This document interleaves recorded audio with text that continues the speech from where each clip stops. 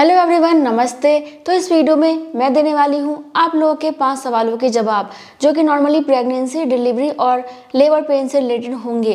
तो चलिए आज का वीडियो स्टार्ट करते हैं। सो फ्रेंड्स, सबसे पहला सवाल है, मैम मुझे डिलीवरी का 2 डेट दिया गया था, 16 फरवरी और 26 फरवरी, लेकिन मुझे डिलीवरी कब हुई? 8 फरवरी को। तो ऐसा क्यों हुआ? सो फ्रेंड्स देखिए, बहुत सा महिलाएं इस चीज़ को लेके कंफ्यूज हो जाती हैं। कुछ महिलाएं तो इस बात पे कंफ्यूज हो जाती हैं कि मेरी प्रेगनेंसी का 9 महीना स्टार्ट हो गया है और मेरी डिलीवरी क्यों नहीं हो रही है। कुछ महिलाएं इस बात से परेशान हो जाती हैं कि ड्यू डेट आने वाला है तो उससे कितने दिन पहले डिलीवरी हो जाएगी, या फिर ड्यू डेट के बाद होगी, या फिर जिस दिन मुझे तारीख मिला है डिलीवरी का उसी दिन मेरी डिलीवरी होगी। तो देखिए, इनमें से कुछ भी नहीं होता, क्योंकि ये एक नेचुरल प्रोसेस है। नॉर्मल डिलीवरी का जो प्रोसेस होता है वो नेचुरल होता है। आपको मालूम ही होगा कि बच्चे 9 महीने तक गर्भ में रहते हैं, और जब आपकी प्रेगनेंसी का 36 वीक ख़त्म हो जाता है और आपकी प्रेगनेंसी का 37 वीक स्टार्ट हो जाता है, तो उसके बाद से आपका बच्चा कभी भी हो सकता है, चाहे आपको कोई सा भी ड्यू डेट दिया गया हो।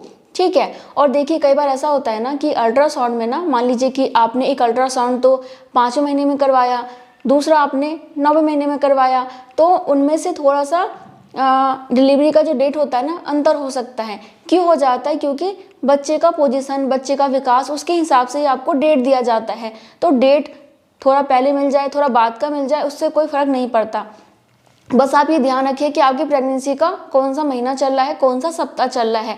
36 वीक खत्म हो चुका है, 37वां शुरू हो चुका है, तो आपकी डिलीवरी अब कभी भी हो सकती है। तैयार रहिए, अपने डेट पे मत जाइए कि इस डेट को ही मुझे डिलीवरी होने वाली है।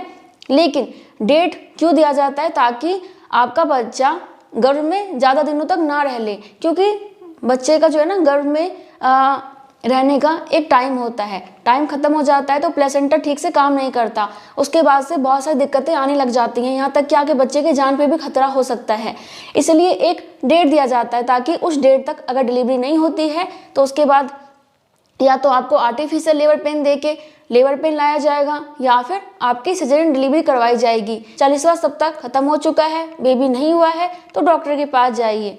तो आपको इन्हीं बातों का ध्यान रखना है, बाकी और चिंता नहीं करना कि अब मेरी डिलीवरी कब हो जाएगी, अब मेरी डिलीवरी कब हो जाएगी। कोई बात नहीं, हो जाएगी। दूसरा सवाल ये आया है कि मैम मेरी प्रेगनेंसी सेकंड प्रेगनेंसी है और मुझे पहली प्रेगनेंसी में कट आया था, तो क्या जो सेकंड प्रेगनेंसी में कट आने वाला है वो सेम उसी जगह पे कट आएगा या फिर कहीं और कट लगेगा? तो देखिए, आपको कट कहीं भी लग सकता है, मतलब ये कि इधर साइड भी लग सकता है, इधर साइड भी, और बीच में भी, कहीं भी डॉक्टर लगा सकते हैं जहां उनको ज़रूरत होगी। ऐसा भी हो सकता है कि शायद सेकंड प्रेगनेंसी में कट लगाने की आवश्यकता ना पड़े, बच्चे बहुत ही आराम से बाहर आ जाएं। तो दोनों बातें हो सकती हैं। इसके बाद जो तीसरा सवाल है वो ये है कि मैम मेरी प्रेगनेंसी का 9वां महीना चल रहा है और मैं अपनी डिलीवरी घर पे करना चाहती हूँ, तो इसके लिए मुझे क्या करना चाहिए? लेबर पेन में मुझे क्या क्या करना है? देखिए, मैं आपको एक बात हाथ जोड़ के रिक्वेस्ट करना चाहती हूँ कि ऐसी गलती कभी मत कीजिए। अगर आपकी डिलीवरी पहले हो चुकी है तो शायद आपको थोड़ा सा अनुभव होगा, और बाकी अगर आपके आसपास कोई दाई रहती है या फिर अगर आप घर पे डॉक्टर को बुला लेते हैं तो फिर अलग बात है। लेकिन अगर आपकी डिलीवरी के दौरान कोई भी डॉक्टर, नर्स या फिर दाई नहीं है, तो ऐसे में आपको घर पे डिलीवरी नहीं करनी चाहिए। ये बहुत ही ज़्यादा खतरनाक हो सकता है, क्योंकि आपको नहीं पता कि डिलीवरी के दौरान आपके साथ या फिर आपके बच्चे के साथ कोई दिक्कत हो जाए।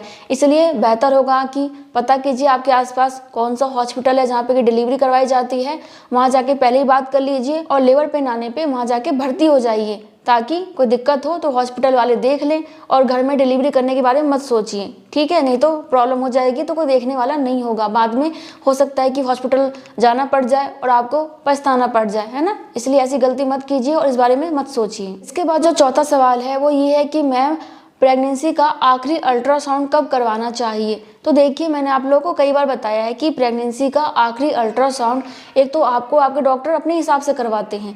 दूसरी बात ये है कि नॉर्मली आखिरी अल्ट्रासाउंड प्रेगनेंसी के 8वें महीने के लास्ट में करवाया जाता है, 34 वीक में, 35 वीक में, या फिर 36 वीक में करवाया जाता है, या फिर 37 वीक में भी आपका अल्ट्रासाउंड करवाया जाता है। तो कुल मिला के मतलब ये है कि 8वें महीने के लास्ट में करवा सकते हैं या फिर 9वें महीने के स्टार्टिंग में करवा सकते हैं। और ये अल्ट्रासाउंड करवाना बहुत ज़्यादा ज़रूरी होता है, क्योंकि इसमें आपको बहुत सारी चीज़ें पता चल जाती हैं, बच्चे की पोजीशन के बारे में कि बच्चे का सर नीचे आया है या फिर नहीं, प्लेसेंटा की स्थिति क्या है, बच्चे का वजन कितना है, बच्चे का विकास कैसा है, पानी की थैली में पानी की मात्रा कितनी है, बच्चे के गले में गर्भनाल तो फंसा हुआ नहीं है, और भी बहुत सारी चीज़ें आपको अल्ट्रासाउंड से पता चल जाती है। इसलिए प्रेगनेंसी में डॉक्टर आपको जितने भी अल्ट्रासाउंड करवाने के लिए कहते हैं करवा लीजिए, और आखिरी अल्ट्रासाउंड आपको ज़रूर करवा लेना चाहिए, बहुत ज़्यादा ज़रूरी है। इसके बाद 5वां सवाल ये है कि मैम प्रेगनेंसी में एक्सरसाइज कब करना चाहिए, मॉर्निंग में करना चाहिए, इवनिंग में करना चाहिए, खाली पेट करना चाहिए या फिर कुछ खा के करना चाहिए। तो देखिए नॉर्मली प्रेगनेंसी में आपको योगा तो करना नहीं है कि पेट कम करना है तो हमें सुबह उठ के पेट वाली एक्सरसाइज करना है ताकि पेट कम हो जाए।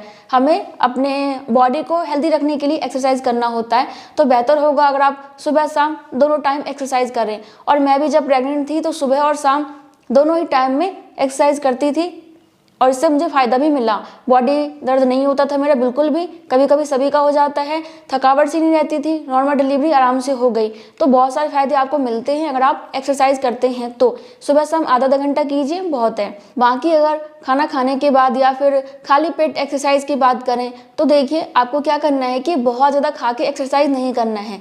मान लीजिए कि आपने मॉर्निंग में एप्पल खा लिया तो एप्पल खाने के बाद आप एक्सरसाइज कर सकते हैं, कोई दिक्कत नहीं है।